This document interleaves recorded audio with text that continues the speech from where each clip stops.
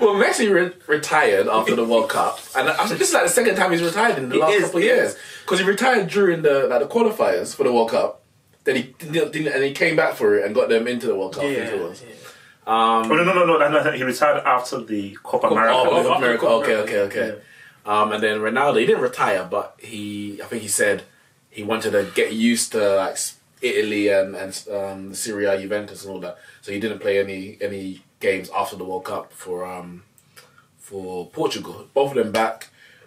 Neither team won. I think Portugal drew 0-0 and Argentina lost 3-1 to Solomon Rondon's Venezuela. Time's running out on them too. Like I say, running out. Obviously, they're getting older. Some people will class them as the greatest footballers of all time. Anyway, regardless of whatever they do internationally. For me personally, international football has a massive bearing. For me, it's actually like it doesn't mean if you've won a World Cup, it doesn't automatically make you a great player because you got the likes of Kleberson who's won a World Cup, and he's never in the league of someone like you might say even Paul Scholes, for example. But if you're comparing the best players, generally they're all good technically. They all got stats behind their name. Obviously, some stats might be better than others. Technically, some might be better than others. But what sets them apart is international trophies for me, international success at least. Ronaldo's obviously won a Euros. Messi hasn't won anything other than the... Wait. Ronaldo's won a Euros. Can I? No. Just a quick reference. Before you say it, has Ronaldo won the European Championship? That's a loaded question. No, that's a loaded answer. It's actually a yes or no answer. Was Cristiano on the pitch in the final? Yes. And he came off injured. Who scored the winning goal for Liverpool? Well, so is Eder the only one with a European Championship then? Because he's the only one who scored. Case closed. That's nuts! You weren't on the pitch in that final. Sorry. He was on the pitch. Has Ronaldo won a World Cup? Because he didn't score in the final. Only Ronaldo did. He was there for 90 minutes and Ronaldo he played a very key part in Ronaldo's second goal. I know he did, but Ronaldo played a key part, as in Cristiano, for the whole tournament up until he got injured. In the critical game, I'm going to be honest with you. At the start of this podcast, you told us no BS. I'm hearing a load of BS here, right, bro? All I'm saying is that, yes, technically he's won a Euro, but there's an asterisk. There's an asterisk. There's an asterisk. Move on. There's no asterisk. Because equally, if he say he played the whole 90 minutes and didn't do it, say he didn't score or didn't get an assist, and Eder still got the winner. Oh yeah. Does that take away from his? No. I fully give it to him. The fact that you got injured, you were not there with your team in that final. All I'm saying is that there's an asterisk. There's an asterisk. Obviously, time right now on them when it comes to World Cup. Ronaldo would be about 37, 38 for the next World Cup. He's definitely right now. He's going to play another. He's going to play. I think it's done. No, he'll play. He's done. He had his chance. You don't think he'll play? It's finished. It's done. You don't think he'll play next World Cup? No. I think he'll play, No. It's done. Look. No. They had their chance. How many goals have Messi scored? No. Okay. Quick question. This is a pop quiz. How many goals have Messi and Cristiano scored in a World Cup knockout game? Same as Hazard. That's not an answer. It's same as Hazard. Zero. I did a number. I'll give you a guess. It's less than 1, more than -1. Messi would be what? 0.5. Messi would be what? 35. Yeah. So he could play in the next World Cup. Oh, no. I think Messi. But I think Ronaldo will play in it as well. I don't think he'll be So what? 37 or 30? 37. I think he'll be 37. No, how old is he now? He's 33, going on 30. No, you think he's 34. But it depends when. Left is February. Yes, but it depends when the World Cup is, because it might not be June. It's in Christmas. Yeah. It's in December. So I think he'll be 37, going on 38. So I think he could play because he's a physical specimen where he can play for. I think going to he's probably about 38. But has time run up on them in terms of winning a World Cup? Yes, I think it's over. I think like for Messi. You think Messi's still got? Messi's got one more World Cup in him. It's over, bro. It's over. No, I think for them, like Cristiano's best chance was probably that 2006. That was their best chance. They finished third, didn't it? Yeah, that was his best chance. Messi's best chance was 2014. 2014, it was right there for him. It was. Like the path was easy, was right there. He had the chances, the opportunities. him not taking it there means I just think that because you always get that chance, and if you don't take that chance, boom. Like, let me just speak very quickly about Nazario or Ronaldo. Look, 98. People thought it was done. People thought it was over. Knee injury. 4 years after, people were like, nah, he's done. They were not going to do anything before. Old soon. He's finished that. This guy, top scorer, winning goal in the semi-final. 2 goals in the final. That is what you call a horseman. That is what you call elite. So all this Messi and Cristiano, no. Okay? Please, I told you, look, don't give me this stuff about these guys are the GOATs. If you're the greatest, I need the degree of difficulty. Don't hide at Juventus, at United, Real Madrid, Barcelona. Do it when it's the most difficult. When you have to sweat, when the pressure is high. You'll see when he's 34 years old, bro. At the next World Cup. Granted, Messi's gonna win it. Neither of them have performed at World Cup level. I mean, Messi had a good 14, but it wasn't great. He had a good 14. Disappeared in the semi and the final. Yeah, he did. Di Maria was the key man. But in the semi, in the knockout rounds, I would say Di Maria was the and best player. Mascherano. But obviously, I said Ronaldo has got a Euros. He got to the final 2004 as well, and he played throughout that one 90 minutes as well. If you wanna. Give him a medal for that. We won the 60. So the one that he didn't win, you want to put an asterisk because he didn't win it, and the one that he did win, you want to put an asterisk because the guy went off injured. And how can I give Messi got to 2 Copa Americas. Obviously, lost both on penalties. If he wins a Copa America, does that add something? Nah. No. It's as little, but it's still not a World Cup. Like, and they don't win into the Copa America, by the way. Like, that's not happening. No, I think their team's rubbish anyway. Yeah, they're crap. Nice kids though. So these are kind of so international. I don't know what they might. I genuinely think they're gonna win the World Cup. You think Argentina? Yeah, I genuinely. With who? Dybala and with Dybala, Akadi, Messi, Foyth. There are plenty of players. No. Plenty of players. I think Argentina's problem is their midfield. I think their midfield is poor. I think 4 years is a long time. No, France could defend. There's a lot of players that can come. There's a lot of players that can come. Who actually? Has a team ever defended the World Cup? Brazil. No, as in won it. What year? Yeah, 58 and 62. Oh, okay. So they're the only team. Yeah. Obviously England 66 and Brazil won it back. Well, I mean, like Italy, but that was back when there were like 5 teams. In like 30. Yeah, 1930 and 1934. But really, when it was proper like 58, 62, it was Brazil. And really, they should have really won it. 66. They should have won it three times. 94. They should have won it in 98. Yeah. And then also, they should have won it in 98. Like, if Ronaldo was now pitching 98, they win it 100%. 100%. I agree. Okay, what I'm saying. You don't know that. No, I 100%. He would have. If he was it was his tournament. No, it was his. He was better in 98 than he was in 2002. Yeah. That's the thing. If it's Ronaldo in 98, there's no way. I don't care about Zidane. Zidane, I love you. But you don't know that. No, facts. No, 100%. No, trust me. If he was fit, I can't trust you. Trust me. That Mark If is top 5 in the world. He's so number 5.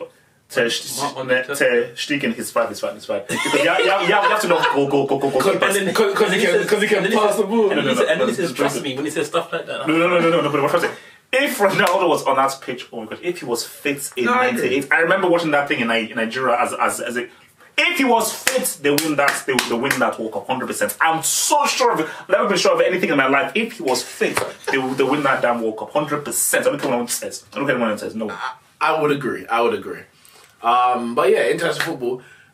I personally, I like the international break. It gives me a break from club football. Hello. And it's just good to see what these players can do at this level. Obviously, it's a lot of, you might say, sparring before the big tournaments. But no. I like it. Some people actually hate it. Like, some people talk about those people that you don't like it. I don't like it. But people are like, oh, which one would you rather? Your club win like a Champions League or your nation win the World Cup?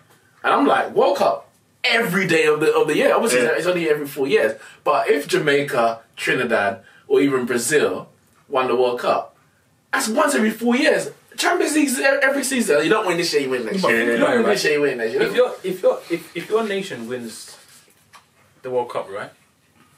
Celebrations will go on, and then you talk about it at the most for the next couple of months. if your team wins the Champions League, you have bragging rights over all your friends, over everyone for the whole domestic year. You say that. You say that. England still talk about 1966 to this day.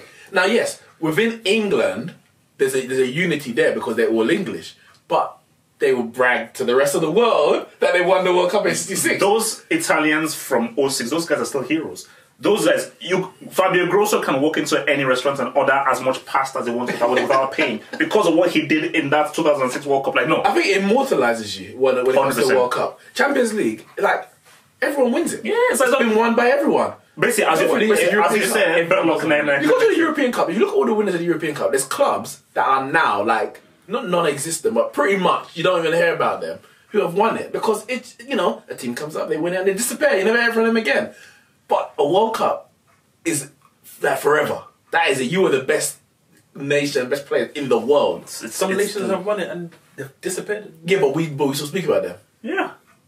Uruguay won the first, and everyone will know they won the first. Yeah. And they've always got that. They've always got that star. Brazil got 5 stars. It's always there. Like Maradona is a national. Basically, this is a perfect example. Messi, all the Ballon d'Ors, the La Liga titles, the Champions Leagues. If you go to the streets of Argentina, Maradona is still 100%. more highly regarded than Messi. He's still got stars on his Argentina kit as well. Yeah, but he didn't win them. It doesn't matter. And it's like he's not a hero. He's not a hero. And they also think that he thinks he's too Spanish, basically. Which Argentina they don't think he's very Argentinian. Whereas they don't class obviously Maradona much more patriotic in that regard. But I love the international break anyway. Moving on, we had some news recently about Birmingham City. Now, in the Championship, they've got a rule about sustainability. You can only lose up to 39 million over a 3-year period. When they're talking about salaries, wages, and transfer fees, etc. Now, Birmingham City lost 37 million in one season alone. So across a 3-year period. Once the you mean your total net? Not as a company. Okay, but you mean like because you have like your. You mean your total profits? Yeah, total profit. Okay. I thought you meant like after you paid wages and stuff. If all of that comes to more than 39 million, not including how much money you brought in. No. All of that. No. Including everything. Yeah, you can only lose up to 39. So they lost 37 million in the 2017-18 season. So of course, by the end of this financial year, which is end of March, they would have lost much more because you're adding that 1 year plus. But that wasn't going to happen at all. So they've been deducted 9 points, which moves them down, I think, about 2 places above the relegation zone, 5 points clear of it at the moment. My question is, obviously, the Championship, they've had previous where they had QPR, who they broke FFP regulations. It was a time when they had to pay, when they had a transfer ban, and then they had to pay like a £40 million fine, which is not surprising me, but it's a bit weird because like you're saying, you're losing money, and now you have to pay some more money in the fine. But anyway, they had to do that. I think there was another club. Was it Leeds? No, it wasn't Leeds. Leicester. No, I think it was Leicester. Leicester, who also had to pay a fine as well for their FFP regulations. Since then, they changed the regulations as into the sustainability model, and then this is the first time a club's been deducted points. My question is, obviously, we know that Man City, PSG, they're being investigated by UEFA and the relevant FAs regarding FFP. Of course, Football League rules is different to Premier League and UEFA and Ligue 1 and all that. But are Birmingham really just being, targeted or punished because they're small and it's just Birmingham? Like, could you actually see this happening to a Man City? A Man City going for the title? Would the FA, if they were in a similar position, would they be willing to make such a big call which is going to affect English football? No way. No. For me, I think it's funny when he actually said this to me. I thought it were being deducted because of the whole Birmingham Aston Villa Grealish thing. So that was punishment. Okay. I thought that was punishment because I didn't know that. But look, everybody knows how this stuff works. The bigger you are, the less likely you are to get punished. And that's just the simple. Like, for how many years have FFP been looking into PSG and Man City? They're not going to do anything because those guys are too powerful. Because sitting with Sepp Blatter, with Platini, and with all these FIFA people, these guys in the higher ups, epic people, they're all corrupt. They're all corrupt. So if all the stuff that happens behind closed doors and everything, say, look, man, I'm just giving you this thing under the table. Look, I'll take care of your family. Chill, man. I'm just giving you that little right, that check, and it's good.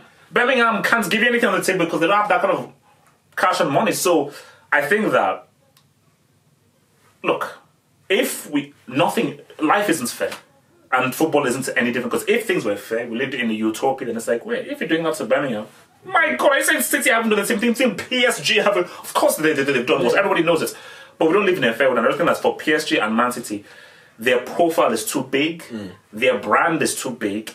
They have too much money. And FFP, one of the most useless organizations, don't have the balls to actually be fair and say, nah, Man City, we don't care who you are. We are treating everyone the same. I disagree, I genuinely disagree. I think it's not the bigger you are, the more likely you are to get out of it. I think it's the bigger you are, you have more like lawyers and people that can advise you in how to get out of the situation. Not because the FA or whoever doesn't have the balls to hit you with the fine or hit you with the point deduction or whatever the punishment is supposed to be. It's because they've generally found a way out. Like for PSG, I think this is their second investigation in however. And I think that at the end of their first investigation, they were given a time period to basically fix the problem. And it was make X amount of money before X deadline and you'll be okay. So all they had to do was ship players out and problem solved. And with Man City, it's not that, because Birmingham City, they were found that they made a loss more than, what was it, 38 million? Yeah, 39 million. Yeah, 39 million. So they breached the regulations, whereas Man City actually haven't breached regulations of loss. They've been investigating because the FA, whoever it is, believe that the money that they're getting is actually from the owner. And financial doping. So they're saying that basically that they're overstating their value and the sponsorship deals and that kind of stuff. The money that they're getting from the sponsorship, they're saying that it's basically owned by the owner, and that the owner's giving them the money. So they actually haven't made a loss. But do you think? But do you think that if they were to get found guilty of financial doping, would the FA? Do you think they would have the balls to make that kind of call? Especially, let's say, obviously Birmingham not in the title race for the championship, but it was securing mid-table, trying to push a bit higher. But they were also like 12 odd points, 9 or 14 points clear of relegation. Man City's top of the table. Let's say they got found guilty right now. Would the FA be willing to deduct them 9 points? Well, practically handing the title to Liverpool in March. Well. I think if they were found guilty, they would just be given a hefty fine. A very hefty fine. We're talking millions. Which of course for Man City would probably be nothing. Yeah, they would just be given. And the reason why I say that is because the rules just say if you make a loss in X period, you're going to get points deducted. But because they actually haven't made the loss, they will argue a case. Okay, yes, we've done financial doping. If they get found guilty, yes, we've done financial doping. But at the end of the day, because we were going off of what our books were saying, and our books were saying that we were making cooking. Yeah, so we actually shouldn't get points deducted. They will just get slapped with a fine. Because there actually isn't anything that says in the books that if you are found of doing doping, you get points deducted or you get slapped with a fine or whatever. But then it doesn't state. So why should they get points? They would argue about it. Why? Of course. They will. Of course. I think even Birmingham, they were. At first, it was thought that it was going to be a 12-point deduction. They decided 9. But let's say this did happen. Would a points deduction? What would have a bigger impact in terms of making the club and other clubs fix up in terms of financial sustainability? Would they a points deduction or a fine? No, points deduction for sure. 100 points deduction. But what I think will happen is, if it is going to go down the route of point deductions, Man City will find a way to long out the case until the season is finished. And then if they get fined with the point deductions, it will say from the start of the 2019-20 season, you will start on -9 points. And that will be it. If they get hit with there's no way the FA is going to impact this season. That's not going to happen. It's not going to happen. It will be a hefty fine, or they will say next season you're starting on -9 or -12 or whatever. There you go, and they're starting in relegation. No. I mean, because I just think that like for the FA and everything, what matters most to them is the brand, and the key thing to the brand is the title race and the excitement of the title race. This whole thing of like, oh, let's be fair, and no, what matters most, what generates them this money, what generates them this interest is the brand, and the brand is important, and I want to say the integrity of the brand, but it's like but still, just all that matters is just like, look, let's just keep the title race nice and just so if as Carl said, if they have done bad, so okay, well, we'll postpone it until the end. But for this season, all eyeballs are watching. Nah, man, let's just leave all that out of there. So, what I was happy about, obviously, I'm not a Chelsea fan. And if I was a Man United fan, or if I was a Chelsea fan, I shall say, or if it happened to Man United, I might not be. But obviously, Chelsea got hit with a transfer ban for what they did, and for me, it was the right decision because they've been like punished before for it with the Gael Kakuta. Do you remember that? Back then? And it's happened again. I think there may have been one in between. I can't just remember. But Chelsea obviously appealed to kind of and to delay the ban until the process has been heard, which for me is it's as farcical. What you do is just that if the ban is lifted before the appeal, you just make all your transfer dealings. That's what they did the last time. Yeah, that's what they did. That's why they probably said no, because the last time you did that, and then to sign a law, I'm sure it was the time that they signed Shevchenko. I can't remember. damn, I can't remember. A long time ago. Well, I know the Gelkuku one was definitely back in those kind of times. I can't remember that period if it coincided with the Shevchenko one. But no, I think Gelkuku was around 2009. Shevchenko he joined 2006. Yeah, Shevchenko joined 2006, I think it was. But what they basically said, no, we're not going to lift the ban because obviously we know that Chelsea will just quickly sell players, buy players, and it won't have a proper impact on them. What are you expecting from this Chelsea ban in terms of their going into the future season? Now, we spoke about on the last podcast with Ramona Carl, and I know. What was it? Was it? I think you were saying it, Carl. That they might get a new manager because if Sarri can't get the best out of these players, and then he doesn't have the capability to then strengthen the squad because obviously there's a ban, then you might as well get a manager who can actually get the best out of the players at disposal. Where do you think Chelsea are going to go if this ban does stay? Supposed to be given a chance. No, I mean, this dude is obsessed with playing the same team. If this guy is manager next season, he's gonna play the same damn team every week. I'll be saying, yes, but this guy they don't they have to learn shut the hell up, man. It's like the guy can't make any changes. So nah. You're saying bring back all of these loan players, which are obviously a lot of young players. This guy doesn't like playing youth. He doesn't believe in youth. He does not impose it. So basically, if let's say I'm like the Chelsea technical director or something, I would find a manager who basically I would actually go into Germany. So I'll look at a Nagelsmann, etc. So I'll look at one of these good German managers that say, come in while recalling all of these alone players in, work with the youth. Frank Lampard. Nah, a German. Lampard. Why German? You got a legend. You've seen what legends do at Premier League clubs. Hashtag Ollie's at the wheel. well, homeboy wasn't at the wheel against Wolves, so there you go. You're gonna pick the one game. Look, you guys got walked for 90 minutes plus, so relax. Retired. Easy. You got walked by those Wolves, man. No, why not Lampard? Like for me. Lampard hasn't proven that he can take on the Chelsea job. And I think the whole thing was like, oh no, bring back legend. No. Pep didn't prove that he could take on the Barca job. He just managed a B team in Segunda. Lampard's managing Derby in Segunda, the Championship. Pep is a very, very particular case. Remember, Solskjaer Zidane didn't do anything other than in the Castilla before he went to All three of them. These are actually, all... I'm gonna say all three of them are legends, but Pep Guardiola's not even really a Barca legend. He's a legend now, but as a player, he was a good player. Lampard's a Chelsea legend. No, but Pep was not. The guy went through all the ranks, and also he was Cruyff's boy, and he won the Champions League with Barcelona as well. And I think he was captain. Lampard won a Champions League with Chelsea. I think they're leading Premier League goal scorer probably, or goal scorer of all time actually. No, but Lampard, I think for me that would be a risk. That would be a risk. I think the wisest thing to do, because having to remember Premier League is tough. Premier League ain't La Liga. Premier League, this is the toughest league in the world. So I think the smartest thing to do is get a German manager who knows how to work with the youth. Get him just to record all his players and just say, look, free-flowing football, playing with a lot of the young guys, and that's the person to do it. Lampard, I just think that's a risk. Klopp to Chelsea. He's a German manager, isn't it?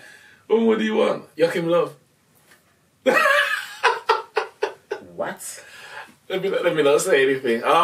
Those transfer bans, they don't include managers as well, do they? No. Managers can go and come and go as they please. They don't. Yeah, they don't. No, but even speaking. Okay, well, obviously, I mean, we're going to talk about transfers after this, so okay. But we're going to go into that right now. Actually, speaking of the transfers, there's a lot of transfer talk, and it's probably going to continue between now and the start of the season. Obviously, we've seen one of the ex-Man City players, Jadon Sancho, who's been ripping it up in Germany with Borussia Dortmund. Callum Hudson-Odoi, obviously there's talk about him, whether he's going to still be at Chelsea next year. Of course, we know Bayern Munich were in for him in January. But the big one recently has been Mane to Liverpool. Sorry, it's been Mane to Liverpool. Mane to Real Madrid from Liverpool.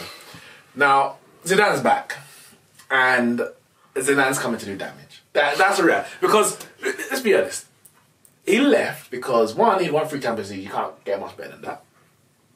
I mean, he could have won 3 leagues with it. He could have. But I mean, at that point, after winning 3, anything you do after, unless you now go and win another Champions League, it's like, okay, but it's not a Champions League. It's not a 4th one. So it was kind of left at the highest possible point. But we know, obviously, there was issues about, Ronaldo staying and going. He had issues with Bale, and there was talk about whether Bale was going to stay or go. And I think there was about assurances about whether or not he's going to have the money to basically, recycle the whole squad, get a new squad in. Remember, because apparently he's been given 300 allegedly. Well, that's the thing. He's come back now, which I think has surprised a lot of people. I think it's a bad move, personally. It might be. I think it's a bad move, but hey, prove me wrong. He wouldn't have come without obviously getting a good wage and assurances about what he can spend the summer. So Real Madrid are going to do damage. If Mane comes, I kind of know what you're going to say, but I'll come to Calvert. If Real Madrid want Mane in the summer, would he turn them down? Would he say, I'm going to stay with Liverpool? No. Wait. Are you a Liverpool fan? Or? No, he's not. Barcelona fan? Yeah. What? Yeah. He's not going to turn them down. He's going to go. Even if the project at Liverpool, winning the... Let him land, man. Let him land. Look, the guy there was a project at Liverpool when Coutinho left. And Coutinho went to go to Barcelona. When those kind of clubs and that kind of stature come calling, it's not so easy just to say no. Like... Real Madrid have been knocking on the door of David De Gea for ages. And you know what? They are so lucky that they signed Thibaut, because this year would have been it. I'm telling you. I'm telling you. But the thing is, there's talk that they might come back in. Yeah, I know. Courtois obviously not. He's not. But he made a mistake for Belgium, and then he's and I mean, a FIFA mistake. When those kind of clubs come calling, like, you don't say no. Like, if Zidane wanted to go in and he wanted to get Mane's going. If he went in and he was said 120 million in Pogba's gone. I'm telling you, Pogba is gone.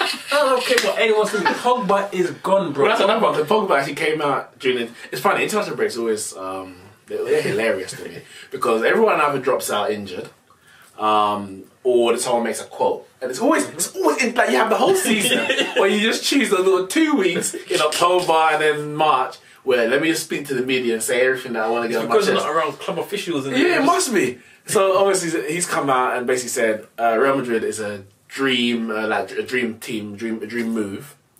Playing under Zidane would be a dream. But he's happy at Man United at the moment. This is exactly words. Happy at the Man United at the moment. So he's happy about Solskjaer, wants him to stay. But as you said, I think he also said, I think he said, I don't know what the future holds, but I'm happy. Yeah. I don't know if, I'm happy at the moment. I don't know what the future holds. But obviously, Real Madrid is like something that's always probably been his back in life. When he started playing football, I would love to play for Real Madrid, like playing El Clasico, blah, that kind of stuff. Obviously, the reality is he's under contract, so a bid will have to be accepted. But if the bid is right, or if he pushes for a move, as some players do, agents do, etc. I agree. I think he would go. He's making the sounds that he would go. Mane hasn't done that though. No, he hasn't. And I think it's just more so because Pogba doesn't really have anything to fight for in the season. I mean, he can let his mentality drop a bit, whereas Mane, he's fighting on two fronts. They're fighting for the Champions League and they're fighting for the league title. Man United's in the Champions League. Huh? What? Are they? Yeah. Wait, who they got? Man United in the Champions League. Who do they have? Who do they have, man? The guy's a question. Answer the question, man. Answer the question, man. One of the quarterfinal opponents. You have to play someone. It doesn't matter. He's in it, and he's in it to win it. So Man United not in the Champions League. Anyway, Mane is concentrating hard on his football right now. The guy's got 13 in his last 17 matches, 11 and 11 if you want to take it back a little bit. 11 and 11, but 13 and 17. The guy's concentrating hard. He's trying to win Liverpool something. If he wins, like say the project's complete and they win the league title, he will go. If he doesn't, it might make it a bit more difficult for him. But I still think he will go. It's Real Madrid, bro. You just don't say no to Real Madrid. They're in desperate need of some players. They need some wingers. They need some strikers. They need some defenders. They need a lot, man. Have a lot. Well, look, I mean, me and Carl, obviously, we disagree in a lot of things, But I think, there's a first for everything. And I think this is one of those rare times, despite our many arguments, that we have come together as one. So this just shows you that, guys, in life, keep trying, you will combine one time. Carl took the words right out of my mouth. I respect Liverpool. I respect the cup. I respect everyone. I mean, shout out to, what's it called? Drifty. Shout out to Callum, Matt, Bianca. Shout out to all the crew, man. I love you guys.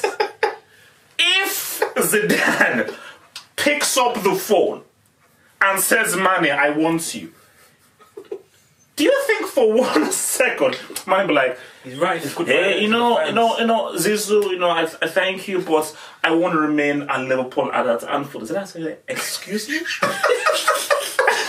wait. Let me repeat myself.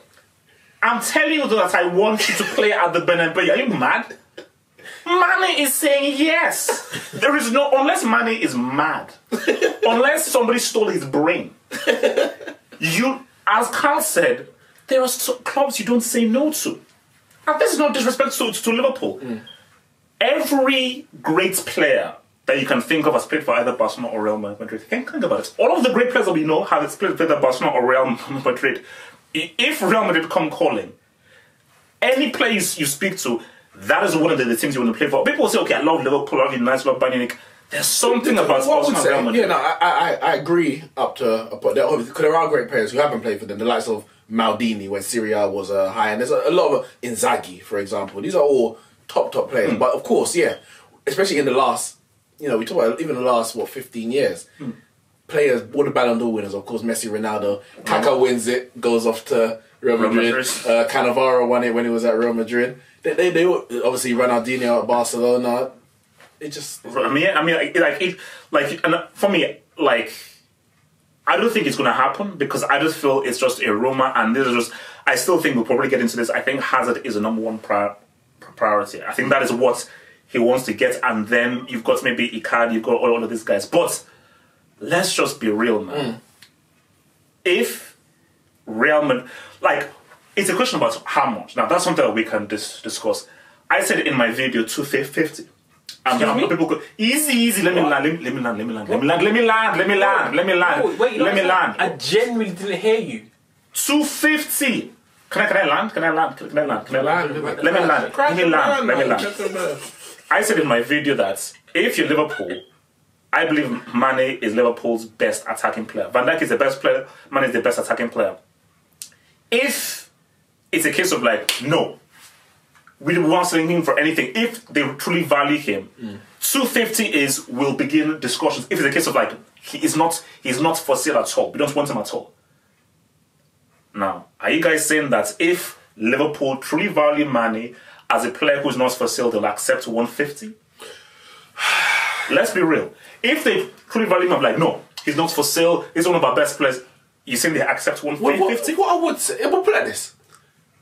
But they pretty much did, and Coutinho, and they value Coutinho so much. That's what I would argue. Like what we believe, we might think, yeah, Mane, say the best player, most effective. Some people say Salah, and at the time, people would say Coutinho, whatever. Cool.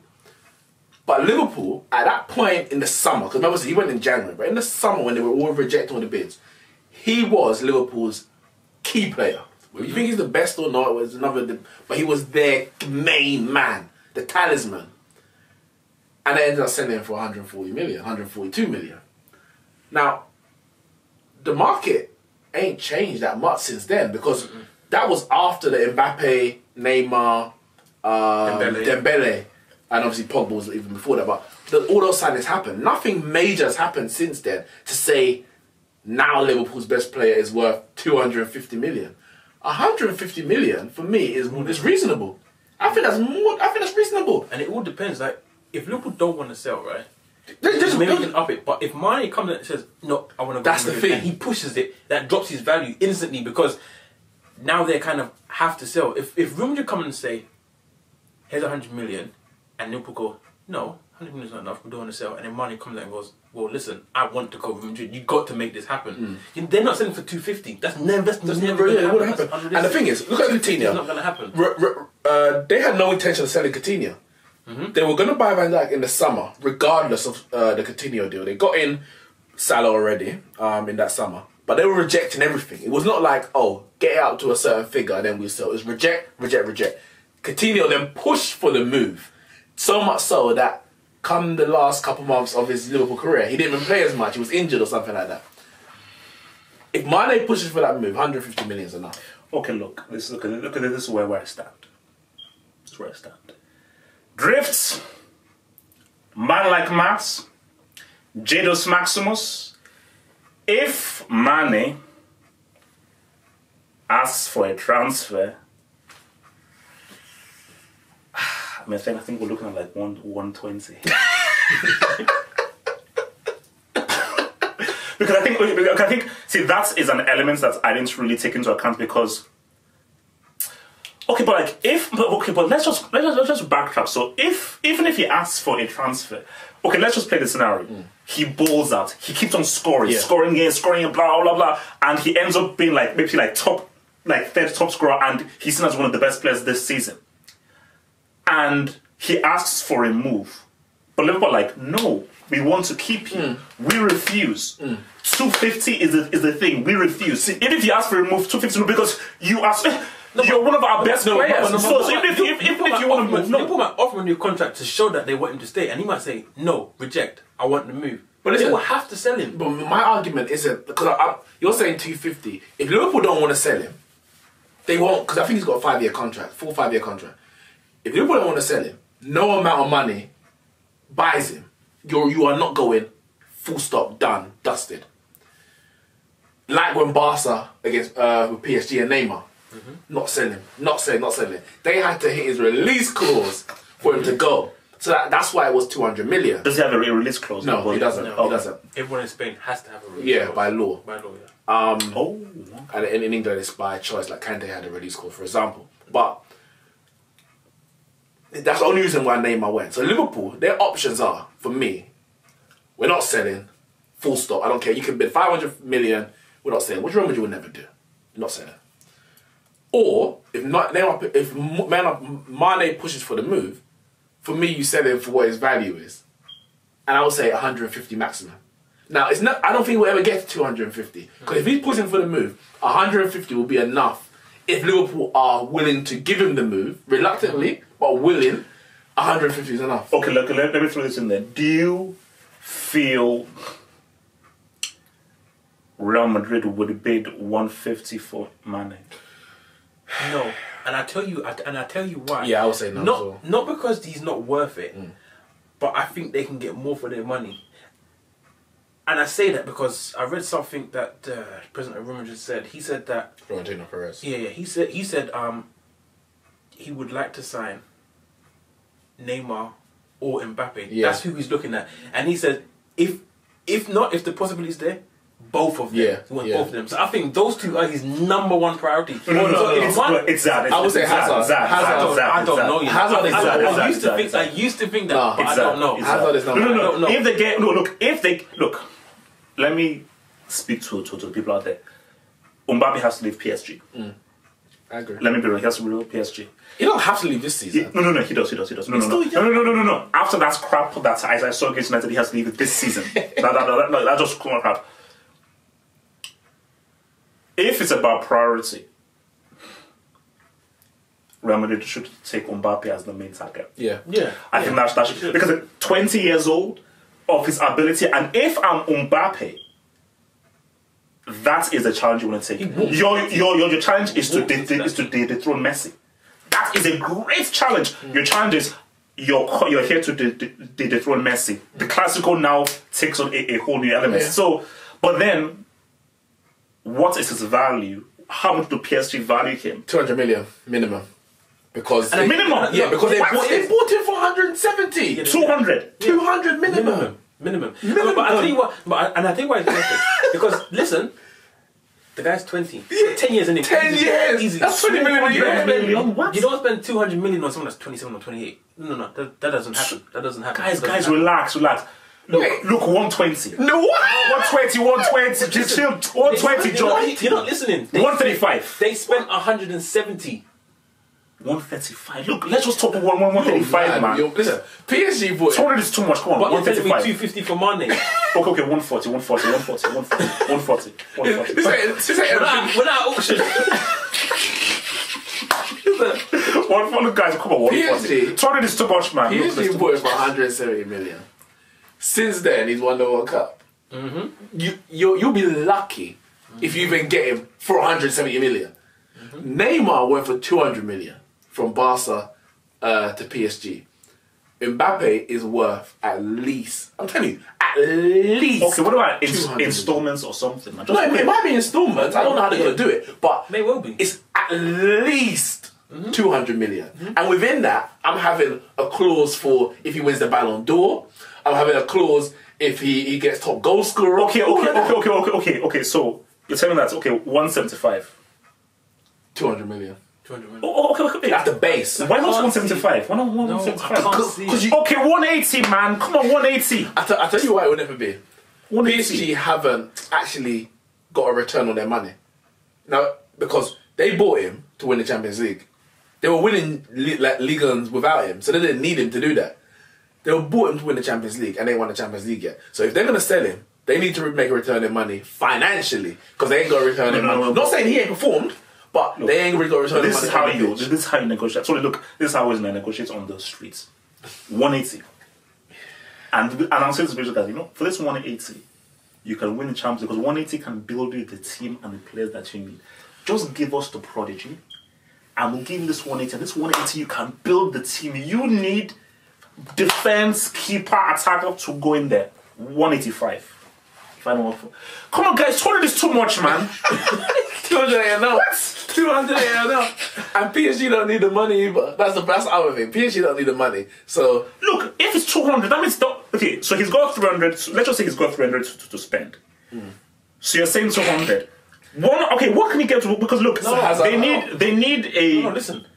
He will sell Bell for about 75. 100%. He will. Bell's, I truly believe Bell's and get Benzema the hell out of there. They're going to make money. They're not going to buy players and not sell anyone. They're going to have. They've got 300 standard, Bale is gone. They can build on the 300 by selling players. Yeah. They will sell players. I mean, I thought that Hazard was the number one role, but after recent events and stuff, I kind of thought they're going to put that to one side, and because like I think that the transfer ban, Chelsea are going to be very reluctant to sell, which means but the only price problem is going to go up. But Carl, the only problem is that he's got 1 year left in his contract. Now, yes, they could keep him and possibly sell him in Risky game. You're playing a risky game. They're banned in January as well. Yeah. So they will have to sell him next season. But he's Contract zero. It's zero. From January, he'll be able to negotiate with other clubs. It's just risky. And everyone will be in for him. Free transfer. Barca and Real will both be in for him. And he would negotiate with 1 year extension. He's not going to take it. Yeah. No. This is All he needs to do is wait 6 months, and he is guaranteed a contract at Barcelona or Real Madrid. Okay, put it like this. You're playing a risky game. I mean, put it like this. Unless you beg it. Put it like this. On your knees. If that's the case, please. That's the case, maximum 70 million to spend on him. Chelsea are going to want 100 million. They're not going to get 100 million. 70 for Zad? Are you mad? Yes. Minimum 165. No, listen to me. What? You're mad. You're mad. Wait. Before you because we need a moment of like sensible speech. We can't just jump into this nonsense that we're about to hear. Listen to me. You have to take into consideration the situation, right? If you're telling me 165, yes, they will say we'll wait 6 months and get him for zero.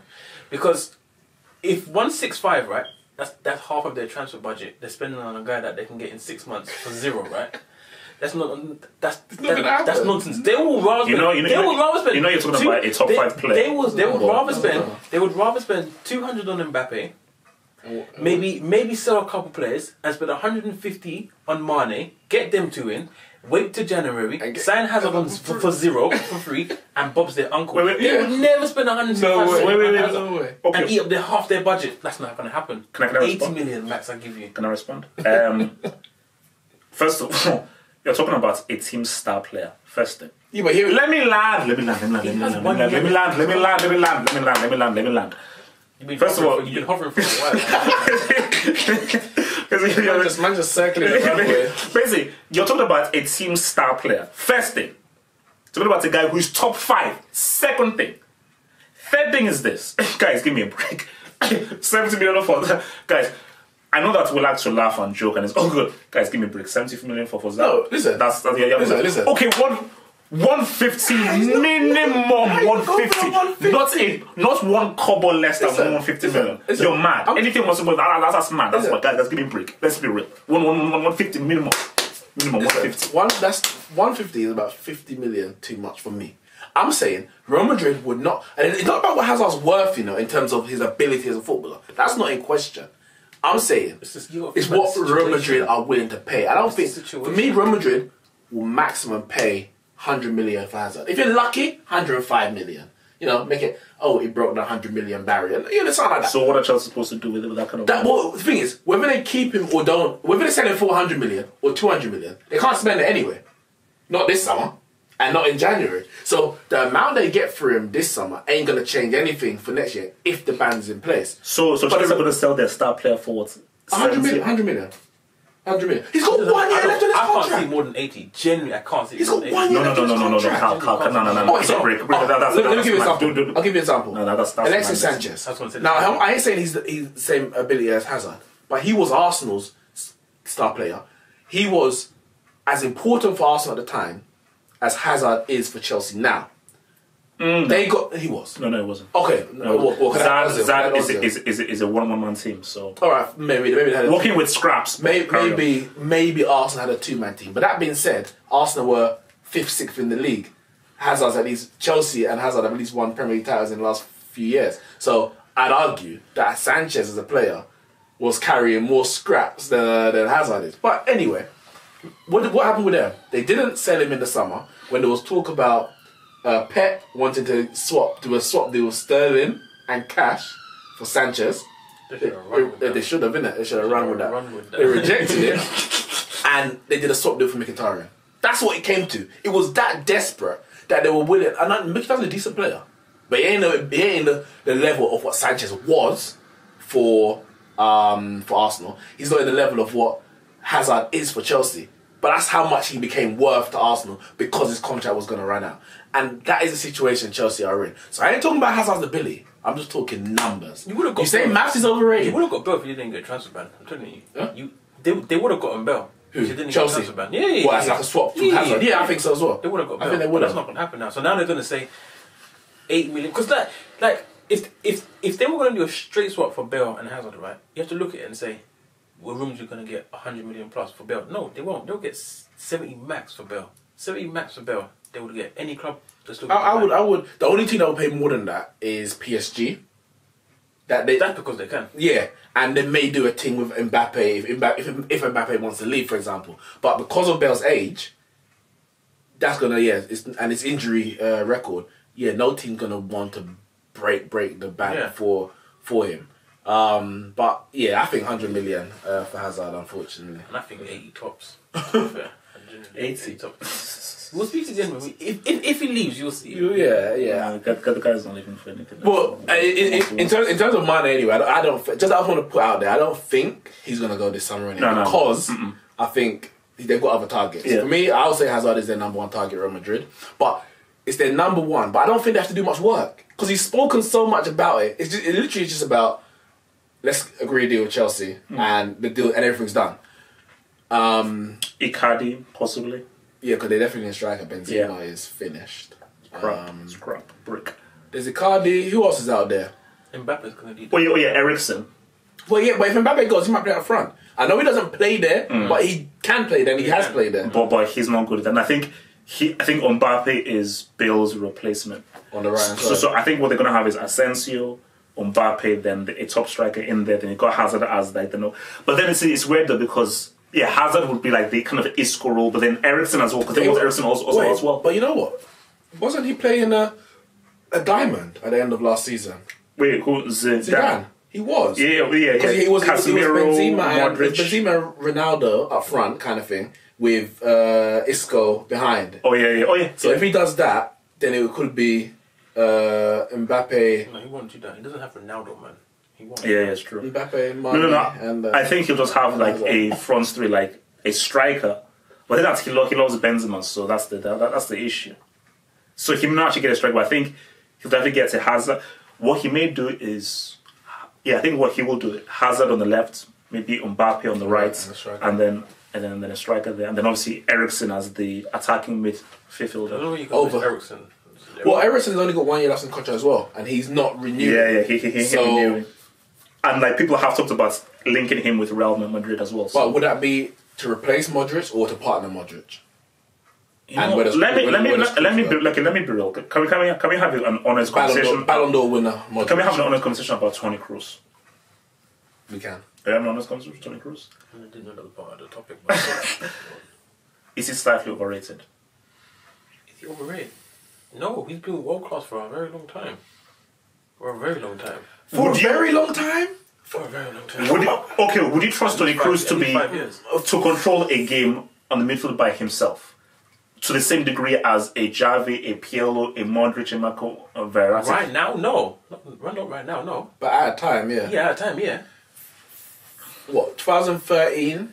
Toni Kroos was always a co-pilot. Maybe, I would say. Toni Kroos was always a co-pilot. No. Toni Kroos is quality. Let me not take it away. Toni Kroos is a quality midfielder. I don't think he's as good as people think he is. So because I think he's overrated doesn't mean I think he's crap. He's amazing. I don't think he is when Modric was at his peak. Pirlo, Xavi, Verratti, all these guys. So in my view, it may make sense for Ericsson to replace him. Modric because Modric is getting old. Verratti in the same boat with Xavi and Iniesta. What the hell? Look, skill-wise, technically, Marco Verratti is arguably the best midfielder in the world. Yeah, but technically, but not in the level of Xavi and Iniesta. He's better than technically. He's not better than Iniesta. No, Iniesta. Do you know who Iniesta is? Look, Iniesta. Are you aware? Those days. Look, Iniesta. I respect Iniesta, but I said technically speaking, I don't think he actually puts awards and honors to one side. No, but technically speaking, would Iniesta do the same thing in a different team? It was about the system. Do you remember Iniesta used to play on the left as well? At times. And they went back into. Would Iniesta do the same thing in a different system? I don't think we don't know. Puts Verratti in any system, the guy will still ball. Iniesta was dependent on that tic-tac-toe thing. He was. I'm not saying Iniesta was quality. Verratti, technically, this guy's a different level, bro. Speaking of Verratti, Verratti that couldn't control the midfield against a depleted Man United. Easy. Well, he's true, it. McTominay. Easy. Next topic. Next topic. No, we're gonna move on. No. McTominay. Individual performances against certain teams and stuff. I'll put one on your plate. McTominay. Pereira and Fred. What's the next topic? So this is the next topic. McTominay, Pereira and Fred. What happened? Depleted. No Pogba suspended. Depleted Man United midfield. It's one game. Getting handled 3-1. Give the guy one game. What's the next topic? But you told me you put him in any situation, any position, and I just gave you one. Give the guy one game. What's the next topic? No, we're still on transfers. I was saying in terms of variety, there's talk in terms of I went my Barca so bad. It was variety we spoke about. Oh no. Very quickly. Since it's a Barca fan, just very quickly. Coutinho, flop? Not a flop. Why is this? Not a for flop. God's sake, man. But hasn't been as good as a lot of people has expected. Has Coutinho been a flop for Barcelona? Yes or no? He scored a lot of goals, you know. He scored a decent amount of goals. Not a flop. But I know you've said that you don't think he's a Barca player. No, he's not. I didn't even want him to. Like when it was talked about, I was like, no. And Nico knows. I always said from day one. Neymar goes, Hazard's the guy to replace him. Always said that Hazard's the guy to replace him. Didn't want Coutinho for love nor money. But the oos is real, man. The oos is real. The oos is real. No, he's serious. I'd have no problem with Dembele. And he's better than Mbappe. No problem with Dembele. But and especially as Dembele signed before Coutinho, there was no need to sign Coutinho. But remember, they wanted Coutinho to replace Iniesta. Yeah, no, that's why he was in the midfield three. So it wasn't even to replace Neymar or to replace to compete with Dembele. It was a play, but he just can't do it. Yeah, no, and I always name 3 players that could replace Iniesta. It's Thiago Alcantara, Marco Verratti, or Paul Pogba. Those are the only 3 I ever wanted. The only 3. Coutinho's not the type of player to replace Iniesta. Just look at their style play. It's completely different. How could anyone possibly think that Coutinho can replace Iniesta? No. It's impossible. Verratti is more a Xavi replacement because Iniesta is that guy that breaks from midfield and links in with the 3. With Busquets in the side, you don't need a Xavi replacement. Busquets is more than capable. No. That's what Alpha's job is. No, Alpha is Xavi's replacement. It's like Busquets is the DM guy, the guy in the middle who sets the tone is what Alpha does. So you need that guy right in the middle. Busquets is just slightly behind the central midfielder. But the thing with the Barcelona is like, I said with Coutinho, and I've never thought he was that great. And even when he came in, they play this guy in the left, the right, central midfield number 10. They play this guy everywhere. He just hasn't clicked. The thing is, I said it before, and I got a bit of criticism when he was at Liverpool. I said, Mane is Liverpool's best player. Now, and this is when Coutinho was there. I said, technically, yes, Coutinho was shoot from 30 yards on top corner. Coutinho. But Mane is the guy. He's the guy. And Coutinho went. I know Salah came in, did his thing. But who was still there? Mane was still there. And now, yeah, Salah's still there. But now Mane is the guy. And again, technically, he might not be as good as Coutinho. He might not look as fancy as Coutinho. You know, his hairline's pushed back. But in terms of effectiveness, for me, I said he's the one. You can sell Coutinho. And I said it. Get Van Dijk. I said it this summer. Get Van Dijk, sell Coutinho. You got Salah, you got Mane, you got Firmino. Didn't expect Salah to score 40 goals. But I said he would do more than a good job as a winger. Mane would do more than a good job. And Firmino, between them, you can do your thing. And as it proved last year, when they got rid of Coutinho and got in Van Dijk, Liverpool started. Well, I think they'd be much better. So yeah, I don't know what's gonna happen with Coutinho. I can't see him leaving this summer anyway. I can. I mean, there's a lot of money, man. No, he's gone. Hopefully, this is what I see. Anyway, Real Madrid buys Mbappe. PSG come for Coutinho. We give them Coutinho. We get a whole lot of money for Coutinho, and we go in for someone huge. Like you're not getting Pogba. Huh? You're not getting Pogba. You're not getting Pogba. Finally, I just want to talk about Labille. Who was the two that you Varane? Varane, yeah. And Was it Verratti? Wait, confused. He asked me about there was two transfers. Obviously Varane, who's at Real Madrid now, of course, and I don't know why they would sell him, because I don't know if there's that many better. Oh yeah, Griezmann. Oh, Griezmann was that one. Yeah. Can you see them both leaving this summer? Obviously, Griezmann to Barcelona. Oh no. Yeah, but you don't even like Griezmann. Varane, no. Varane is gone. I think that I'll come to Griezmann. The thing with Varane is like he's already told. Apparently, from what I read, he's told his teammates that he wants to leave this summer. I think with Varane is this. It's about systems. Now, not every defender does well in an attacking system and in a defensive system. Not every defender can do that. I think Varane is tier 1 in a defensive system. That's why at the World Cup he was one of the best players at that World Cup, because in a defensive system he looked really good. But in an attacking system, under Lopetegui and Solari, where he's more exposed and has to really understand the positioning, or doesn't have the kind of protection he has in France, he gets much more exposed. So I think that Varane is definitely leaving. Now the thing with the Griezmann is this. I don't think Griezmann is that great a player, and he's smoking grass thinking he's top 3 in the world. But I believe that Griezmann... Sorry, where did he finish in the Ballon d'Or? Was it 3rd or 4th? It might have been 3rd or 4th. Can't remember. I It might have been 3rd. But I think it was 3rd. Just gone. Yeah. No, he wasn't 3rd. Are you sure? He wasn't 3rd. It was Modric won it. Modric, Ronaldo, Cristiano, and Messi finished 4th. Or Messi 5th. Might have been Mbappe, yeah. Mbappe 3rd. Oh, okay. Messi was 5th, wasn't he? Griezmann was 4th. Griezmann was 4th. Yeah. No, but see, for me, I think Griezmann would do a better job at the Coutinho role. You see, because... Wait, you mean playing centre mid or wide?